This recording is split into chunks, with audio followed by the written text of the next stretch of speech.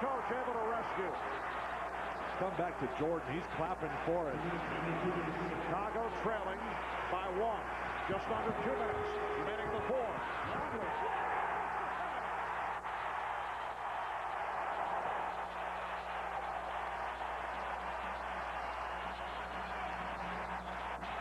A minute 40 remaining in the fourth.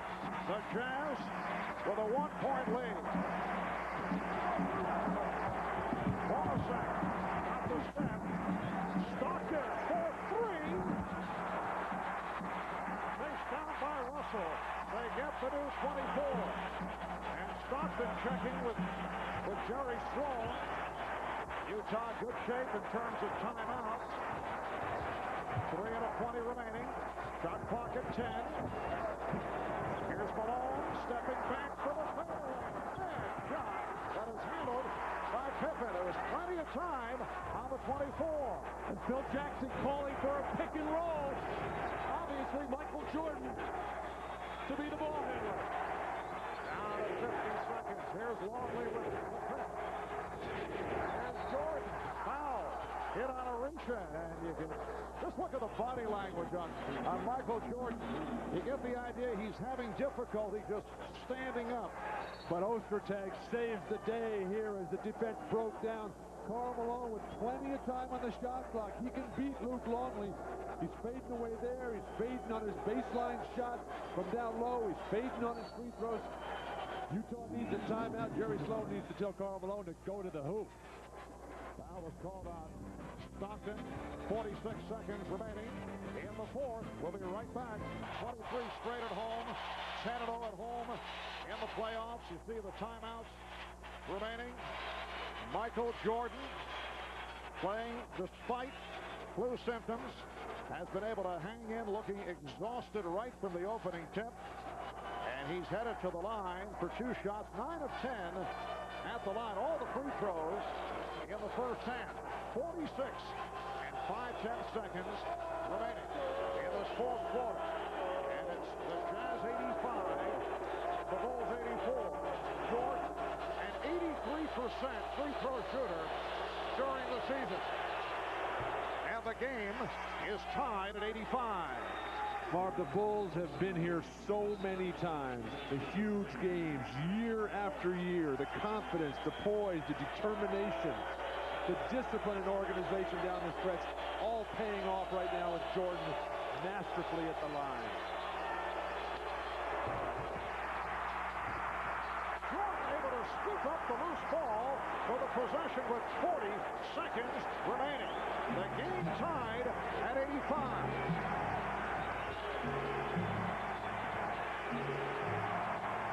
10 on the shot clock. Pippen backing Hornacek. Here's Jordan from 3. Yes.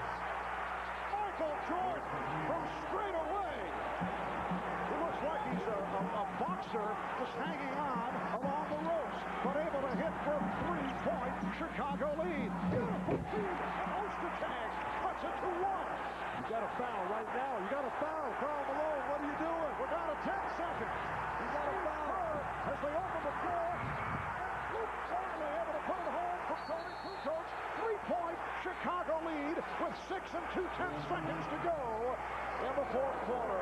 That's hard to believe that you could lose track of time and score as Karl Malone did there right next to Pippen. He does have 5 fouls. No excuse. Should have committed one there. Spirit, the missed free throw here. Everybody's standing there, and then the furthest guy from the ball, Michael Jordan, comes up with it, and then he backs it out. They post up Scotty, and then for no reason they double team Scotty down low and leaving Michael Jordan. He knocks down this 3, gives him the huge lead, and then the total exhaustion on the bench. Michael Jordan sucking air, got the back massage from Scottie Pippen. I think Chicago just fouls right here. Makes it a free throw game the rest of the way. Down to 6 2/10 seconds remaining in this fourth quarter. Here's the 3-point attempt. Now Stockton trying to back it up. And we get a whistle of 2/10 of a second remaining. Now both teams are over the limit. And the foul is called on the Bulls. So Utah to the line. Foul on Pippen. And the strategy here is obvious. The Bulls up by 3. You got to hit the first and purposely miss the second and hope for the best. And you can't score on a tip, but I was thinking Chicago would foul on the inbounds pass to give up the free throws rather than give Stockton or Hornacek or Russell a look at a three-pointer. I think you got to come with Ostertag, the height here, to tip over the top on a miss.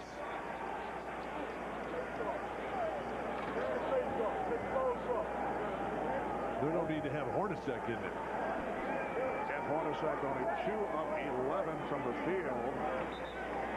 You have that three-point opportunity going for the tie. Both coaches making decisions now. John Stockton to the line, but only 0.2 of a second remaining. There will be no catch-and-shoot follow-up. First of all, John Stockton has to make the first one to give Utah any kind of chance at all, but you can score on a tip. Positioning at the line after this first free throw will be critical. But John Stockton not able to hit, and that will do it because they're 3 points down. And now he hits the second. 0.2 of a second remaining. The inbounds, and the Chicago Bulls have defeated the Utah Jazz to take a 3-2 lead. They win it 90-88. A courageous, classic performance by the flu-ridden Michael Jordan. A performance that I think will go down as one of the greatest of his career because of the situation. Let's go to Ahmad Rashad. Ahmad? Michael, one of the great performances, the way you were feeling. You played 44 minutes. It was all about will. Yeah, you know, it's all about desire. You just got to come out here and do what you got to do. We wanted it real bad, you know, and me as a leader, I had to come out and do my best, and hopefully the team could rally around me and come out and make contributions. Never any doubt down the stretch. How weak were you? I was really tired. I was very weak. At halftime, I told Phil that use me in spurts, but I mean, somehow I found the energy. Just stay strong. I wanted it really bad. All right, congratulations on a great game, Michael. Get some rest, Thanks. and we'll see you on Friday. Let's go over to Jim Gray. All right, thank you very much, Ahmad. Scotty, what can you say about your teammate, Michael Jordan? You've seen this guy do everything. Have you ever seen him play under these kind of conditions and this illness? No, I haven't. You know, it was a hell of an effort for him, you know, just to be able to come out and play in this game. And the effort that he gave us today was unbelievable. You know, as his teammates, you know, we should have stepped up and played much better basketball. But we really appreciate the way that he steps up and shows his leadership to our ball club. What did he say to you guys? It looked as though at one point on the bench, like he nearly was exhausted and couldn't continue. Well, he pretty much was. You know, he felt like he was going to faint. I guess he was pretty dehydrated and just tired. But, you know, he gutted it out. And, you know, we owe this win to him, man. He did everything that he could to carry us. Where did he get this energy? Did he take an IV at halftime or before the game?